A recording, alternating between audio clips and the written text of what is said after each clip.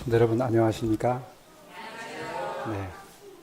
네. 2주 만에 또 이렇게 뵙게 해서 너무 반갑고, 오늘 또 이렇게 여러분 계신 모습을 보니까 우리 교회가 아주 그득하게 찬 모습이라 너무 제 마음이 기쁘고 흐뭇합니다.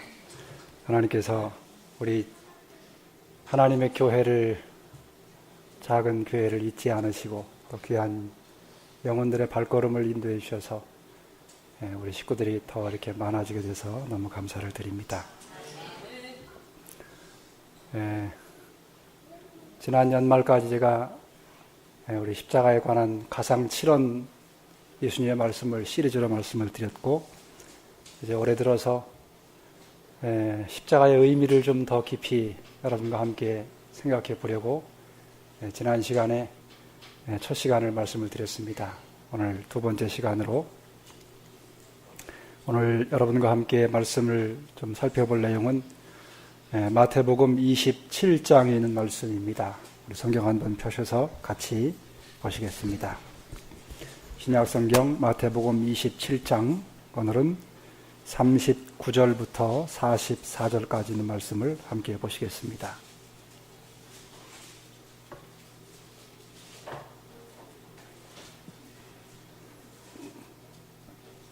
제가 좀 봉독해 드리겠습니다. 여러분 눈으로 보시기 바랍니다. 27장 39절.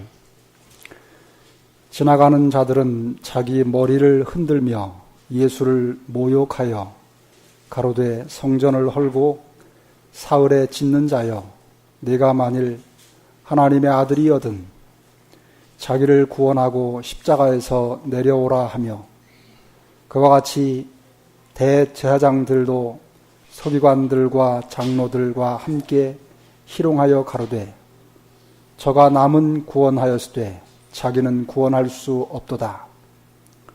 저가 이스라엘의 왕이로다. 지금 십자가에서 내려올지어다. 그러면 우리가 믿겠노라. 저가 하나님을 신뢰하니 하나님이 저를 기뻐하시면 이제 구원하실지라. 제 말이 나는 하나님의 아들이라 하였도다 하며, 44절 마지막입니다. 함께 십자가에 못 박힌 강도들도 이와 같이 욕하더라. 제가 어느 개신교회에 한 목사님이 쓴 글을 하나 보게 됐습니다. 그 어느 카페에 블로그에 올린 내용인데 제 마음에 와닿는 부분이 있어서 그걸 좀 스크랩을 해봤습니다. 거기 보니까 이런 그 어느 한 목회자의 고백이 있습니다. 언제부터인가 우리는 십자가에 대해서 말하기를 꺼려한다. 특히 예수님이 왜 십자가를 지셨는지에 대해서, 그 십자가가 나에게 무슨 의미가 있는지에 대해서, 그리고 내가 예수 그리스도의 십자가의 삶을 산다는 것이 무슨 의미가 있는지에 대해서, 이제 십자가에 대한 언급은 단순히 부활절의 관습적인 설교에서나 들을 수 있다. 그것 역시 매우 감성적으로 십자가에 대해서 접근하고 있다. 그러나 십자가를 묵상하면 할수록 십자가의 사건은 하나님의 공의와 사랑을 알게 해주며 세상적일 수밖에 없는 나의 내면의 한계를 뚫고 들어온다. 초라하고 처절한 십자가의 말씀이 각박하고 메마른 이 시대에 우리의 영을 뒤흔드는 능력이 되는 것을 보면서 나는 십자가의 의미에 전율한다. 시대를 뛰어넘어 십자가의 복음은 아직도 능력 있게 우리의 내면의 역사를 하고 있다. 내가 사역을 하면서 붙잡아야 할 것은 뛰어난 설교의 기술도 아니요, 많은 세상적 상식도 아니며 좋은 인간 관계도 아니라 오직 십자가의 복음임을 느낀다. 제가 이 글을 보면서 같은 목회자의 한 사람으로, 또 설교를 해야만 되는 설교자의 한 사람으로서 마음에 와닿는 부분이 있었습니다. 여기 마지막 부분에 내가 사역을 하면서 붙잡아야 할 것은 뛰어난 설교의 기술도 아니요 많은 세상적 상식도 아니며 좋은 인간 관계도 아니다. 오직 십자가의 복음임을 느낀다. 마음에 많이 동감하는 내용입니다. 여러분, 이건 개신교회 어느 목회자가 쓴 고백입니다. 그렇다면 여러분, 우리 교회는 좀 어떨까요? 이 고백이 개신교회에만 해당되는 그런 내용일까요? 언제부턴가 십자가에 대해서 말하기를 꺼려하고 그 십자가가 나와 무슨 관계가 있는지, 무슨 의미가 있는지,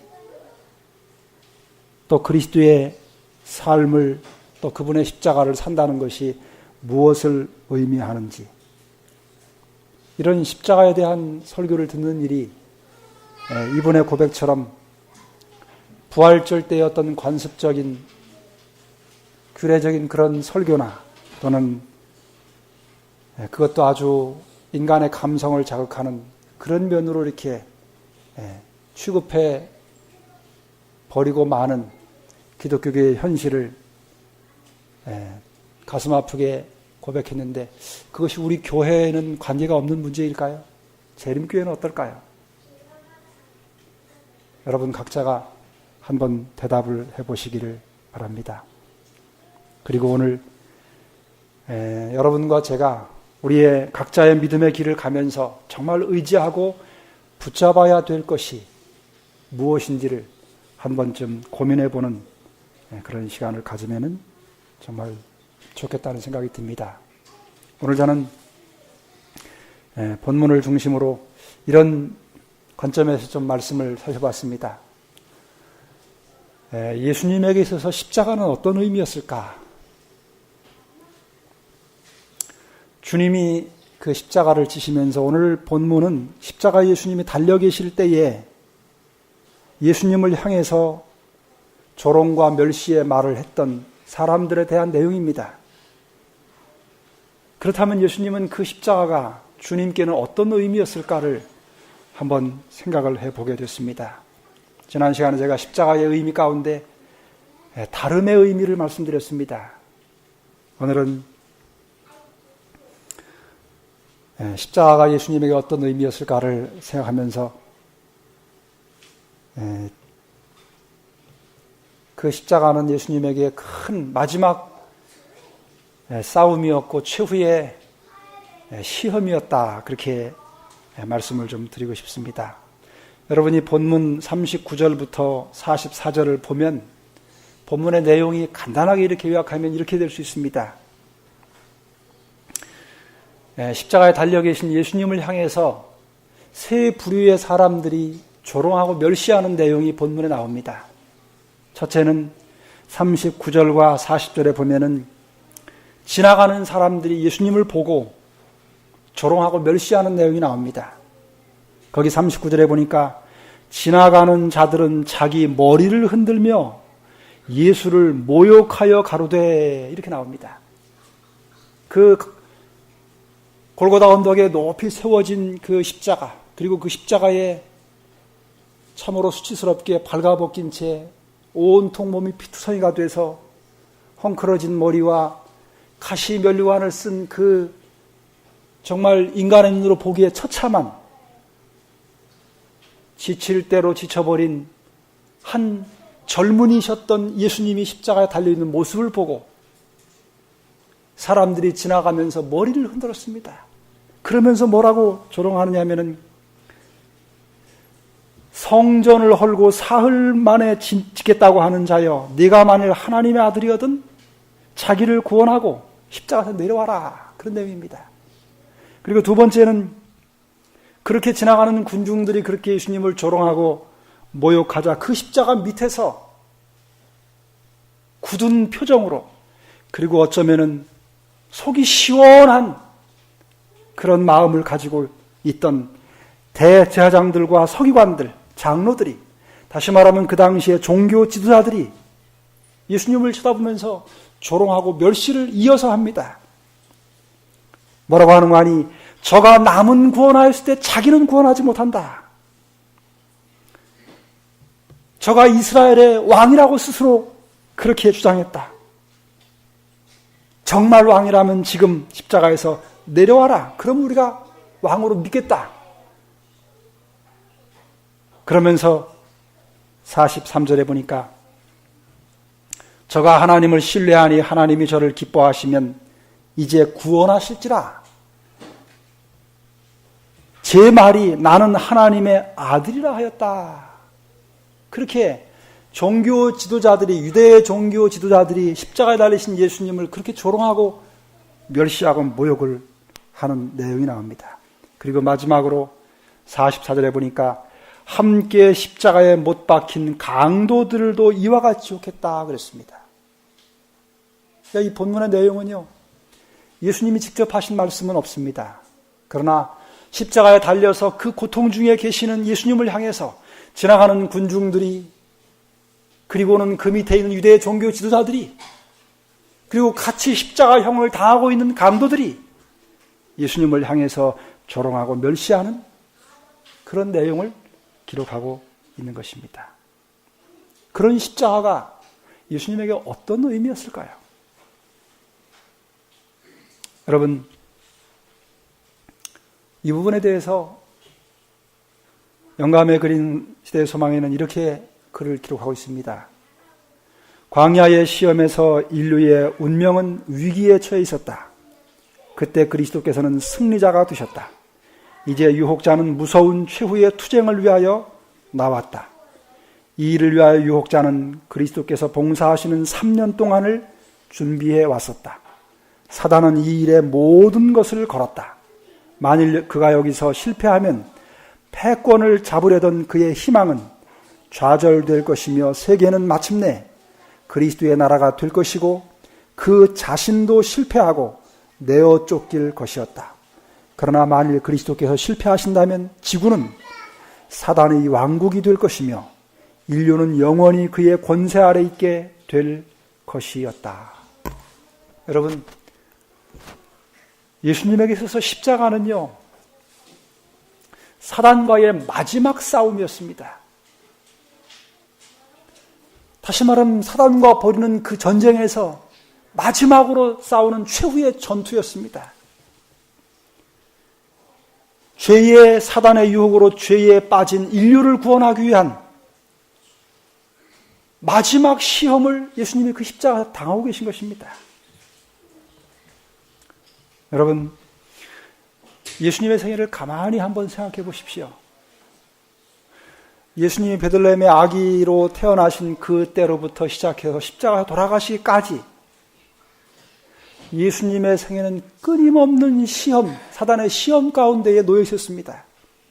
그 중에 특별히 예수님의 공중봉사의 생애의 3년 반을 한번 가만히 생각해 보십시오. 공중봉사를 시작하시면서 제일 먼저 어떤 일이 있었는지를 기억하시지요? 예수님은 요단강에서 침례를 받으시면서 당신의 공중봉사의 생애를 시작하셨습니다. 그런데 그 침례를 받으신 다음에 어디로 가시냐면 광야로 가셨습니다. 광야 가셔서 40일 동안 금식하며 당신이 걸어가야 될 그 피 묻은 길, 인류를 구원하기 위해서 그 피로 적셔진 그 길을 가야만 하는 그 일을 위해서 주님은 40일 동안 간절히 하나님 앞에 그 시험을 이기고 승리할 수 있도록 그 길을 위하여 준비의 시간을 가졌습니다. 그리고 그 40일 금식 기도가 마쳤을 때 어떤 일이 벌어졌는지를 마태복음 4장에는 잘 기록하고 있습니다. 그게 뭐였습니까? 광야에서 3번의 시험을 사단으로부터 당하신 것입니다. 그 시험이 무엇인지를 여러분 기억하시지요? 첫째는 뭡니까? 40일 동안 굶주리고 40일 동안 아무것도 드시지 않으면서 뭐 하셨습니까? 당신의 가셔야 될 길을, 그 사명을 위해서 하늘 아버지 앞에 간절히 밤낮으로 기도하였습니다. 그 기도하실 동안에는 그분이 너무 그 사명을 위해서 온 마음과 정신을 쏟았기에 거의 시장기를 느끼지 못했습니다. 그런데 40일 시간이 금식이 마치면서 육신의 그 굶주림과 또 연약해진 그 육신의 상태를 다시 느끼시면서 아주 깊은 연약함 가운데 들어갔습니다. 그때 사단이 와서 예수님을 시험했습니다. 네가 만일 하나님의 아들이거든 저 돌들을 명해서 떡으로 만들어서 먹어봐라. 그 다음에 예수님을 높은 성전으로 꼭대기로 들어가서 뛰어내려라. 네가 만일 하나님의 아들이면 하나님께서 그 천사를 보내서 너를 땅에 네 발이 부딪히지 않도록 너를 붙들 것이다. 그렇게 시험합니다. 그리고 마지막에는 모든 세상 영광을 다 보여준 다음에 나한테 절하면 내가 이 모든 걸 다 거저주겠다. 그렇게 광야에서 시험을 3번의 시험을 합니다. 여러분, 그 시험에서 예수님이 승리하시고 그 다음에 공중보세 생애를 시작하십니다. 이제 3년 반 동안이라는 세월을 쭉 지내면서 주님은 이 땅에서 당신이 이 땅에 오신 목적이 무엇이고 당신이 가르치시려고 하는 것이 무엇인지를 온 백성들에게 또 종교 지도자들에게 여러 방법으로 말씀하였습니다. 사단은 집요하게 예수님을 넘어뜨리고자 공격해왔습니다. 그러나 그때마다 주님은 하나님을 의지하는 믿음으로 그 모든 시련을 다 이기고 드디어 마지막 십자가에 달리셨습니다. 그런데 여러분, 그 십자가에서 달려 계시는 동안에 사단이 처음 광야에서 예수님과의 싸움에서 실패한 뒤에 읽어드렸던 말씀처럼 사단은 3년 동안 그 마지막 최후의 마지막 싸움을 위해서 3년 동안을 준비했습니다. 그리고 그걸 준비하면서 사단은 알았습니다. 그 마지막 십자가에서의 마지막 시험에서 자기가 예수님을 죄를 짓도록 하지 못하면 자기의 운명이 끝이 날 것을 알고 있었습니다. 그것을 알고 있던 사단이 얼마나 철저하게 준비했겠습니까?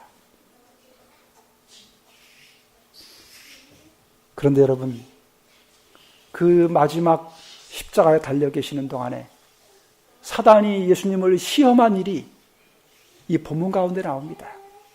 그런데 놀라운 것은 말입니다.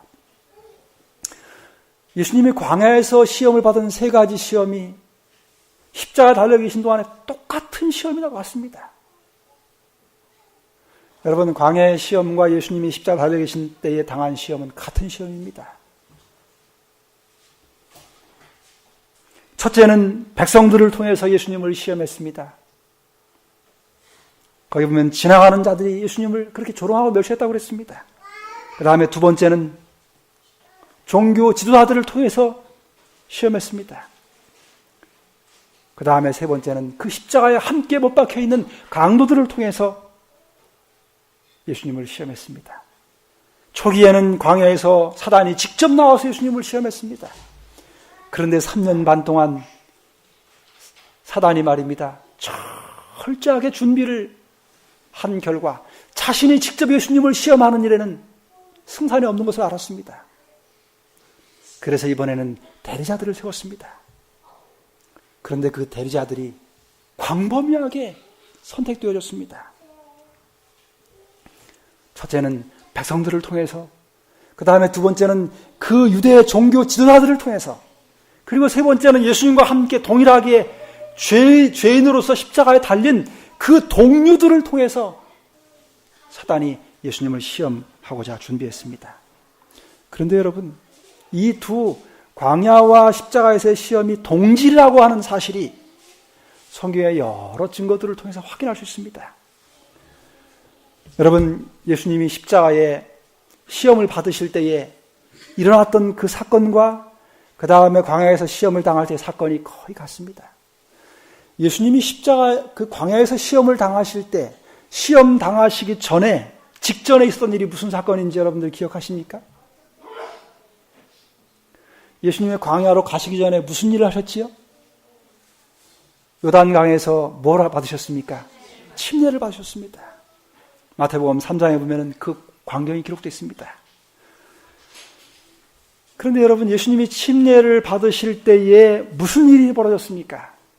여기 마태복음 3장 16절 17절에 보면은 예수께서 침례를 받으시고 곧 물에서 올라오실새 하늘이 열리고 하나님의 성령이 비둘기같이 내려 자기 위에 임하심을 보시더니, 그 다음에 17절에 보니까 하늘로서 소리가 있어 말씀하시되 이는 뭐라고요? 내 사랑하는 아들이요 내 기뻐하는 자니라. 그 음성이 들렸습니다. 예수님이 광야에서, 요단강에서 침례를 받고 올라오실 때 하늘이 열렸습니다. 그리고 하나님의 성령이 비둘기처럼 임하고 하늘에서 소리가 났습니다. 그 소리가 무엇이냐면 이는 내 사랑하는 아들이요 내 기뻐하는 자라. 그런 소리가 났습니다. 그런데 여러분, 예수님이 십자가에 달리시기 전에 동일한 사건이 벌어진 것이 있습니다. 그것이 무엇인지 기억하시지요? 마태복음 10장에 나오는 변화한 사건입니다. 예수님이 어느 날 세 제자를 데리고 변화산에 가셨습니다. 베드로와 요한과 야고보를 데리고 9 제자를 따로 두시고 변화산에 올라가셨습니다. 그 변화산에 올라가셨을 때 성경이 하기를 뭐라고 말하냐면, 그 세 제자들이 보는 앞에서 예수님이 호련히 변화되셨다고 그랬습니다. 인성을 쓰신 예수님이 호련히 변화되어서 신성의 모습이 드러났습니다. 그러면서 거기 기록하기를 얼굴이 해같이 빛났다. 그리고 입고 있던 옷이 빛처럼 아주 희어졌다 그랬습니다. 그리고는 잠시 뒤에 구원받은 모세와 엘리야가 예수님과 함께 서 있는 광경이 벌어졌습니다. 그리고 그 둘과 예수님이 무언가 대화를 나눴습니다. 그러자 얼마 있다가 하늘에서 구름이 덮이면서 아주 환한 빛난 구름이 그 예수님 주위를 덮이면서 그 구름 속에 소리가 났습니다. 그런데 그때 무슨 소리가 들렸는지 아십니까? 이는 내 사랑하는 아들이요 내 기뻐하는 자라. 동일한 음성이 들렸습니다. 예수님이 요단강에서 침례를 받고 올라오셨을 때에 벌어졌던 광경이 동일하게 벌어진 것입니다. 두 사건은 공통점이 있습니다.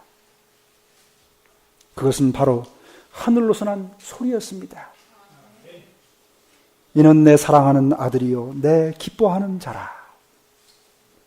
여러분, 이 두 사건이 동일한 사건인 것처럼 광야에서 예수님이 3번의 시험을 받으신 것과 십자가에서 3부류의 사람들을 통해서 조롱과 멸시를 통한 시험을 받으신 것은 동일한 사건입니다. 두 시험은 성격적으로 동일하고 두 시험에 싸우는 상대 역시 동일했습니다. 비록 겉으로 드러난 사람들은 지나가는 군중들이고 유대의 종교 지도자들이었고 함께 십자가에 못 박힌 강도들이었지만 그들 배후에 있는 진짜 싸움의 원수는 상대는 사단이었습니다. 두 시험의 방식이 동일했습니다.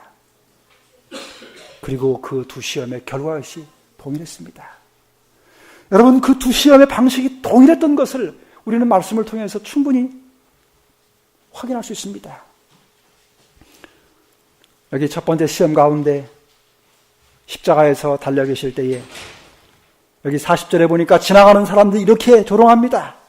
가로두에 성전을 헐고 사흘에 짓는 자여, 네가 만일 하나님의 아들이거든. 누가 한 말입니까? 사단이 광야에서 첫 시험을 할 때에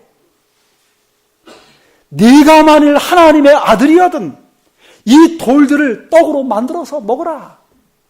똑같은 이야기를 한 것입니다. 지나가는 군중들로 가장한 그들을 이용한 사단이 3년 동안 고심하며 준비한 최후의 전략입니다. 그러면서 뭐라고 하는 거 아니? 네가 만일 하나님의 아들이어든 자기를 구원하고 십자가에서 내려와라. 그렇게 말합니다. 사단이 광야에서 첫 시험을 할 때 네가 만일 하나님의 아들이거든 이 돌들을 명해서 떡으로 만들어봐라. 그러면 믿겠다. 여러분, 예수님은 40일 동안 굶주린 상태였습니다. 인성을 쓰신 그분이 40일 동안 굶주린 후에 지칠 대로 지치고 굶주릴 대로 굶주리신 그분에게 사단은 돌을 떡으로 만들라고 시험합니다. 그것은 우리에게는 전혀 시험이 되지 않은 문제였지만 신성을 가지신 말씀을 하시면은 즉시로 그렇게 하실 수 있는 주님에게는 대단히 큰 시험이었습니다. 이 두 시험의 의미는 동일한 것입니다. 그 의미는 사단이 지금 40일 동안 굶주린 지칠 대로 지친 연약한 인성을 쓰고 계신 예수님을 보면서 그는 신성이신 하나님을 그리스도를 본 것입니다. 그리고 그 주님에게 이렇게 지금 요구하는 것입니다. 요단강에서 침례를 받고 올라오실 때 하늘이 열리면서 이는 내 사랑하는 아들이요 내 기뻐하는 자라고 하는 소리가 분명히 있었음에도 불구하고 사단은 예수님에게 신성을 가진 내가 스스로 하나님의 아들임을 스스로 증명해 보이기를 시험한 것입니다. 지금 예수님이 십자가에서 달려 계십니다. 여러분, 양편 예수님 옆에 있는 십자가에 달린 강도들은 스스로 그 십자가 내려올 능력이 없는 사람들이었습니다. 그러나 예수님은 마음만 먹으시면 얼마든지 그 십자가에서 스스로 내려오실 수 있는 신성의 능력을 가지고 계신 분이셨습니다. 그러므로 사단은 동일하게 지금 무슨 요구를 하고 있는 것이냐면 예수님 자신에게 자기 자신 스스로 자신이 하나님임을 입증해 보이기를 요구하고 있는 것입니다. 그 시험은 오늘 우리에게 전혀 시험이 될 수 없는 것이지만 신성을 가지신 분에게는 너무나 큰 시험인 것입니다. 이 첫 번째 시험은 광야나 십자가에서 동일하게 예수님 자신에게 당신 자신을 입증해 보이라고 하는 그와 같은 의미의 시험이었습니다. 그 다음에 두 번째 시험 역시 마찬가지입니다. 사단이 예수님을 높은 곳에 데리고 올라갔습니다. 그리고는 뛰어내리라고 합니다. 그러면서 뭐라고 하는 거 아니? 네가 만일 하나님의 아들이어든 뛰어내리라 그렇게 요구합니다. 그런데 이 십자가에서는 뭐라고 하는 거 아니? 여기 43절에 보면 마지막 부분에 제 말이 나는 하나님의 아들이라 하였도다 그렇게 말합니다. 다시 말하면 동일한 시험을 하는 것입니다. 네가 스스로 하나님의 아들이라고 말하지 않았느냐? 그럼 한번 입증해보라. 그런데 여러분, 이 두 번째 시험은 동일하게 누구에 대한 요구냐면요, 첫 번째 시험이 예수님 자신에게 요구하는 것이었다면 두 번째 시험은 하나님에게 한 요구입니다. 광야에서 네가 뛰어내리라. 정말 내가 하나님의 아들이라면 저가 너를 위하여 그 사자들을 명하시리니 저희가 손으로 너를 받들어 발이 돌에 부딪히지 않게 할 것이다. 그렇게 말합니다. 다시 말하면 네가 정말 하나님의 아들이라면 너희 아버지인 하나님이 너를 땅에 부딪히지 않도록 보호할 것이다. 성경을 인용하면서 그 이야기를 하는 것입니다. 이 십자가의 두 번째 요구 가운데에서도 동일한 이야기를 하는 것입니다. 저가 하나님을 신뢰하니 하나님이 저를 기뻐하시면 이제 구원하실지라. 그게 무슨 말이에요? 네가 하늘에 계신 하나님을 내 아버지로 신뢰하고 믿는데 정말 네가 하늘 아버지를 믿으면 그 믿는 아버지께서 너를 그냥 두시겠느냐? 너를 십자가에서 구원할 것이다. 그렇게 요구하는 것입니다. 다시 말하면 예수가 정말 당신의 아들이라면 하나님 당신이 한번 증명을 해보시라고. 이 아들을 땅에 부딪히지 않도록 보호하고 십자가에서 구원해 보시라고 하늘 아버지에게 대담한 도전을 하고 있는 것입니다.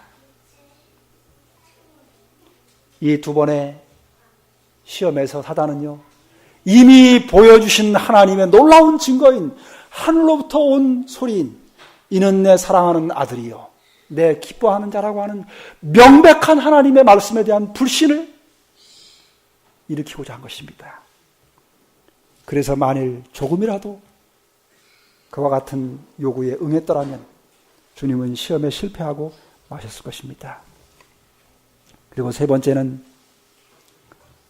사단이 높은 곳에 올라가 세상의 모든 영광을 다 보여줬습니다. 그리고는 만일 내게 엎드려 경배하면 절하면 내가 이 모든 영광을 그냥 거저주겠다 그렇게 말합니다.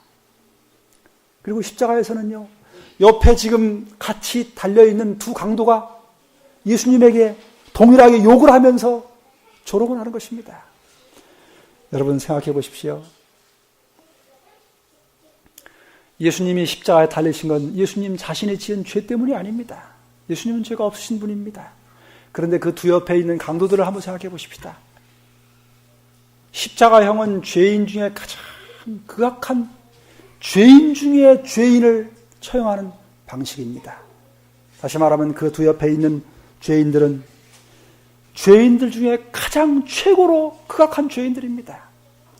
그에 비해서 가운데 계신 예수님은 죄가 없으신 정말 의로운 의의 대표가 되시는 분이십니다. 그런데 여러분, 의인이 죄인을 욕한다면 그것은 일리가 있는 것입니다. 할 말이 있는 것이지요. 그런데 죄인 중에 최고의 죄인이 의인 중에 최고의 의인이신 예수님을 향해서 욕을 하고 조롱하고 저주하는 것은 너무나도 견디기 쉽지 않은 것입니다. 만일 여러분이 어떤 사람과 어떤 일을 하다가 여러분은 죄를 짓지 않고 다른 사람이 정말 큰 죄를 졌는데 그 모든 죄를 지은 사람이 여러분에게 여러분이 죄인이라고 뒤집어 씌우고 욕을 한다면 여러분 속이 어떻겠습니까? 그건 참으로 견디기 어려운 일일 것입니다. 그것이야말로 가장 큰 치욕입니다. 그리고 여러분, 사단이 광야에서 예수님을 시험할 때 나한테 엎드려 절하면 내가 이 모든 걸 다 주겠다 그랬습니다. 그런데 여러분 생각해 보십시오. 예수님은 창조주이십니다. 사단에게 생명을 불어넣고 사단을 창조하신 분이고 또 그가 자기 것이라고 주장하는 이 세상을 창조하신 분이 예수님이십니다. 그런데 그 창조주이시고 생명의 근원이 되시는 그분에게 지금 피조물인 사단이 뭐라고 하냐면 나한테 경배하라고 하는 것입니다. 그러면 내가 이것을 다 주겠다고 하는 것입니다. 주겠다고 하는 그 권세가 그 세상이 누구의 것이었습니까? 하나님의 것입니다.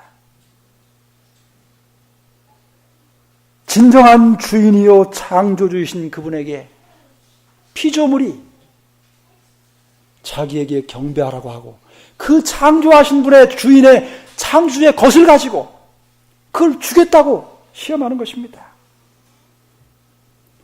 그것은 주님에게 가장 큰 치욕인 것입니다. 여러분, 이 세 가지의 시험은 동일한 것입니다. 창조주로서는 참으로 감당하기 어려운 시험이었습니다. 그런데 여러분, 더더욱 어려운 것은 예수님이 이 두 시험을 당하실 때의 그분의 육신적인 상태입니다. 광야에서 시험을 당할 때 예수님은 극도로 연약해진, 쇠약해진 그 상태에서 시험을 당하셨습니다. 마찬가지로 십자가에서 시험을 당하실 때 주님은 가장 연약한 상태에서 시험을 당하셨습니다. 여기 이 두 시험에 처한 예수님에 대해 이렇게 기록합니다. 하나님의 영광은 떠나가고 그는 시험과 싸우도록 남겨졌다. 그 시험은 순간마다 그를 억압하고 있었다. 그의 인간적인 본성은 그를 기다리고 있는 투쟁으로부터 움츠려 들었다. 40일간 그는 금식하시고 기도하셨다. 굶주림으로 인하여 연약하고 쇠약해지고 정신적 고민으로 피로하고 수척하여져서 그 얼굴이 타인보다 상하였고 그 모양이 인생보다 상하였다. 사단에게 있어서 이때가 절호의 기회였다. 첫 번째 시험이 어떤 상태에서 이루어졌는지를 보여주는 것입니다. 그 다음에 두 번째 시험 마찬가지입니다.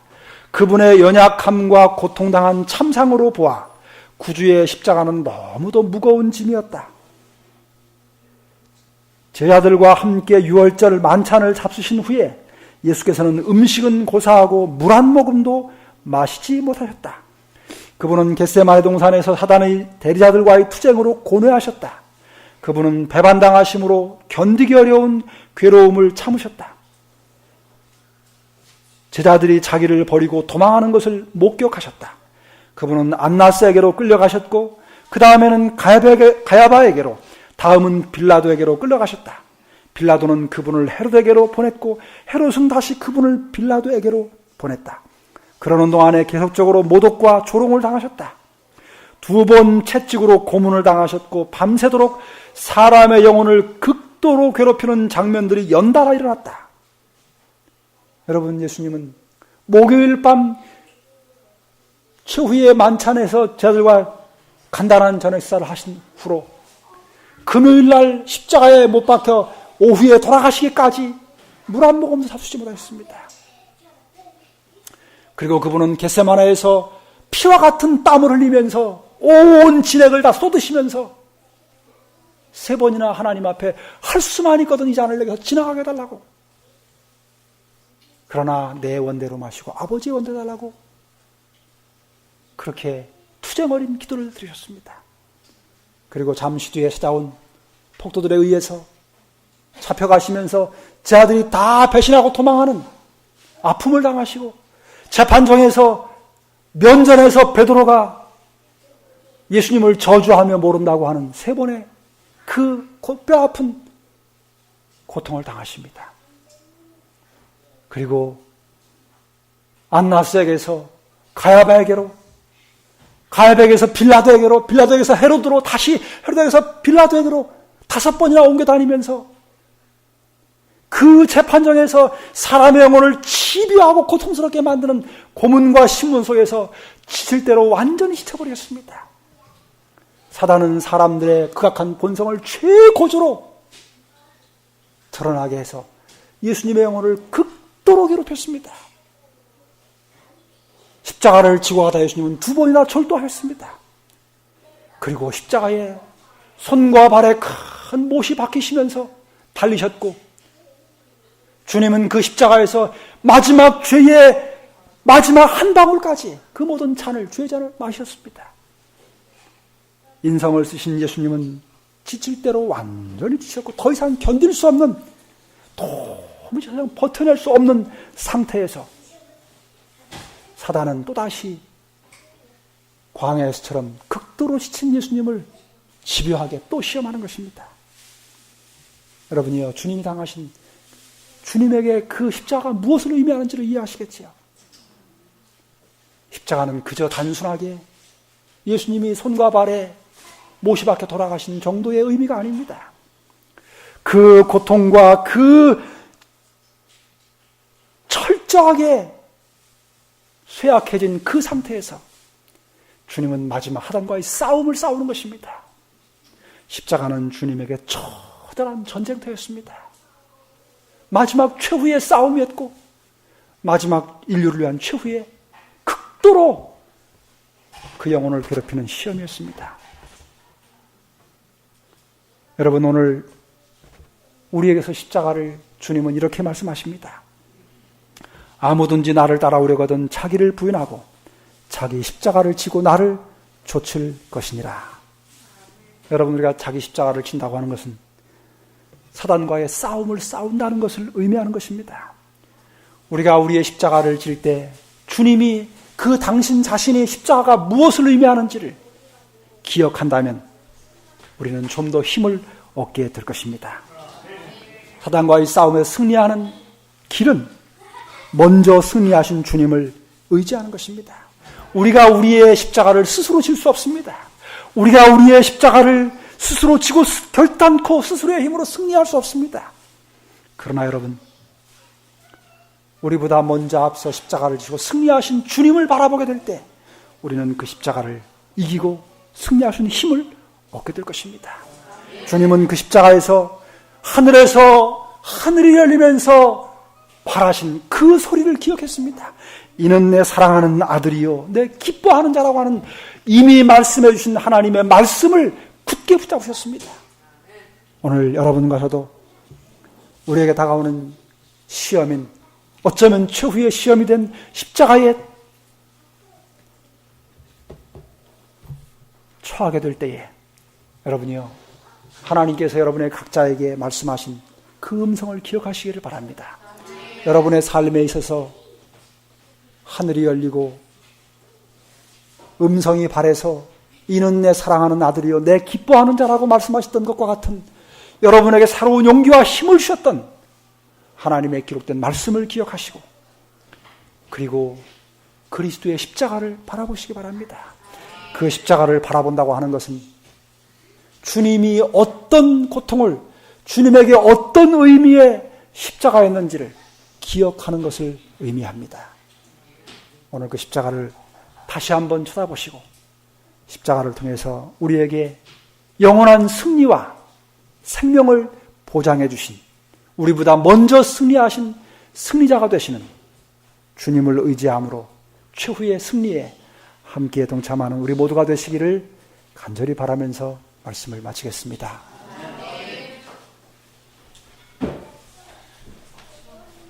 말씀을 생각하시면서 모두 일어나셔서 102장 자매를 부르겠습니다. 102장 자매를 부른 다음 목사님의 축도로 예배를 마치겠습니다.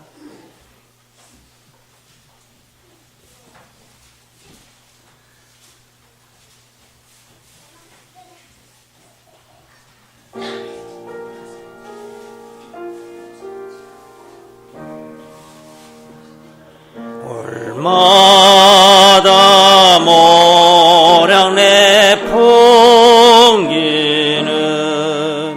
주의 두루마기 그 향기 나에게 미치니 내 마음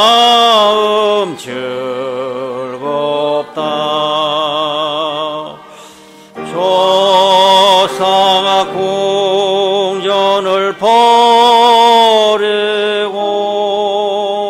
이 땅에 오셔서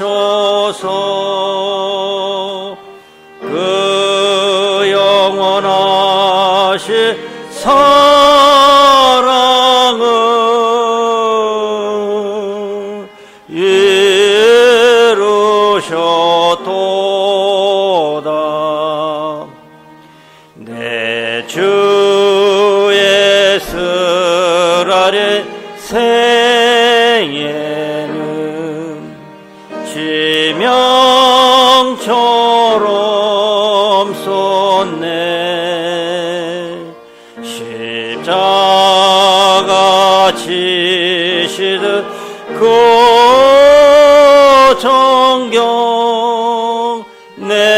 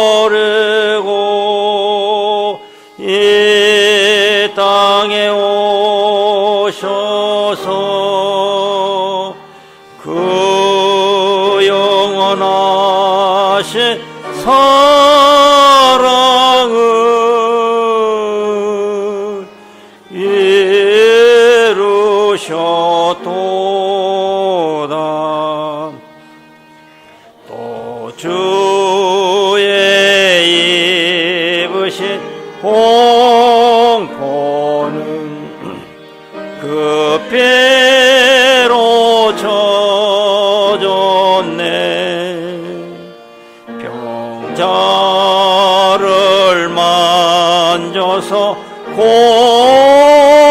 고쳤고 그날 건지셨네. 조상아 공전을 버리고 이 땅에 오셔서 그 영원하신 사랑을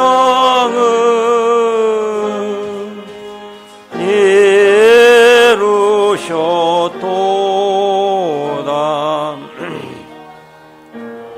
왕의 흰 옷을 입고서 주 다시 오시리. 영원한 본향에 살고자 나 주를 맞으리.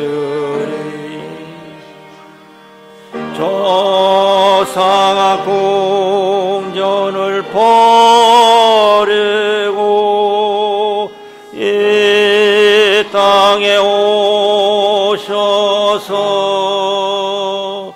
그 영원하신 사랑을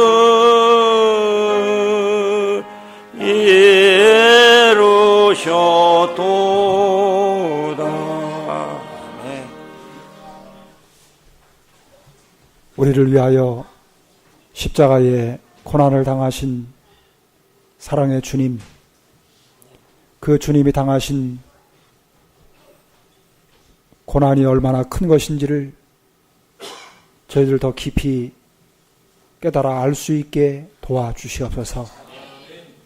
그래서 우리에게 닥친 우리가 지고 가야 될 십자가 때문에 원망하거나 불평하지 않도록 도와주시옵소서.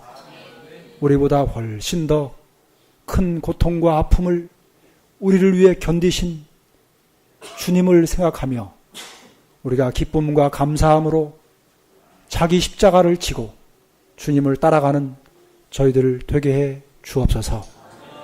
우리가 우리에게 주어진 십자가를 지고 가다가 힘들어서 지쳐서 쓰러지고 넘어지려고 할 때마다 눈을 들어서 우리를 위해 먼저 십자가를 지시고 그 십자가가 주님에게 어떤 의미였는지를 바라보게 해주셔서 저희로 하여금 다시 한번 기쁨으로 십자가를 지고 나갈 수 있는 힘을 얻도록 우리 모두를 축복해 주시옵소서.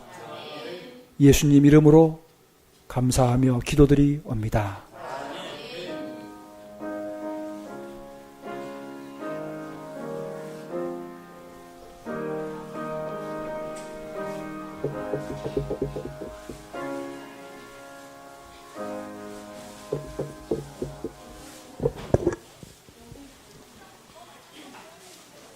예, 감사합니다. 광고가 있습니다. 저기 밖에 나가다 보시면